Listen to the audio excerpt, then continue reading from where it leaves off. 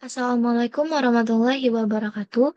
Perkenalkan nama saya Naila Salsabila dari kelompok 1. Di sini saya akan menjelaskan mengenai lampiran soal pada nomor 1. Kita langsung saja masuk ke dalam programnya. Yaitu di bagian yang pertama terdapat input IOStream yang merupakan file header dari C++. Lalu terdapat using namespace std yang artinya kita itu menggunakan seluruh fungsi yang terdapat di dalamnya. Lalu terdapat struct, yaitu struktur. Di sini kita menggunakan struktur cari. Lalu elemennya itu kita isi dengan tipe data char, judul, dengan arraynya itu 50. Lalu untuk struct itu tanda tutup kurawalnya ditambahi dengan titik koma. Selanjutnya ialah terdapat integer, tipe data integer untuk huruf, dan terdapat parameter integer c dengan terdapat dengan pernyataan kondisi di bawahnya itu ialah untuk c lebih dari sama dengan a dan c kurang dari sama dengan z, dan akan direturn c plus 32. Lalu selanjutnya kita return C lagi. Selanjutnya di sini terdapat function dari perbandingan dengan tipe data bool. Dan di sini terdapat parameternya itu ialah char pointer A dan char pointer B. Lalu pernyataan kondisi untuk if B dengan array 0 sama dengan di bagian 0 dengan returnnya itu true, dan if A array 0 di bagian 0 returnnya itu false.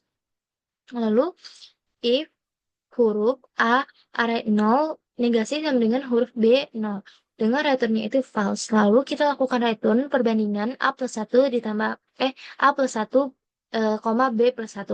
Lalu terdapat function pengecekan dengan tipe data bool. Di sini parameternya itu ialah terdapat tipe data char untuk judul dan juga kata kunci, dan untuk integer itu nilai sama dengan 0. Lalu terdapat pernyataan kondisi kembali untuk if judul arraynya itu ialah nilai sama dengan 0 dengan returnnya itu false.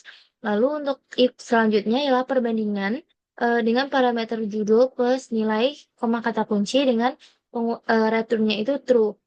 Lalu return lagi untuk pengecekan judul kata kunci nilai plus 1. Lalu terdapat tipe data void untuk menampilkan. Di sini parameternya itu ya terdapat cari daftar in jumlah, lalu kata kunci dengan tipe data char integer nilai sama dengan 0 dan ditemukan sama dengan false dengan tipe data boolean. Jadi maksudnya itu jika ditemukan maka akan bernilai false gitu loh.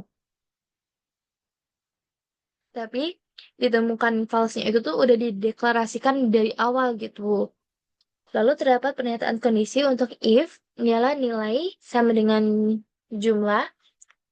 Lalu kita pengecekan kondisi kembali untuk if ditemukannya itu sama dengan false, dengan outputnya itu ialah tidak ditemukan judul yang cocok. Karena bernilai salah kan? Lalu kita return, lalu if pengecekan daftar nilai dot judul kata kunci dengan cout-nya itu ialah daftar nilai dot judul. Nah, lalu di sini ditemukan sama dengan true. Lalu menampilkan function tadi kita panggil kembali kan, ialah untuk menampilkan daftar jumlah kata kunci nilai per satu dan ditemukan.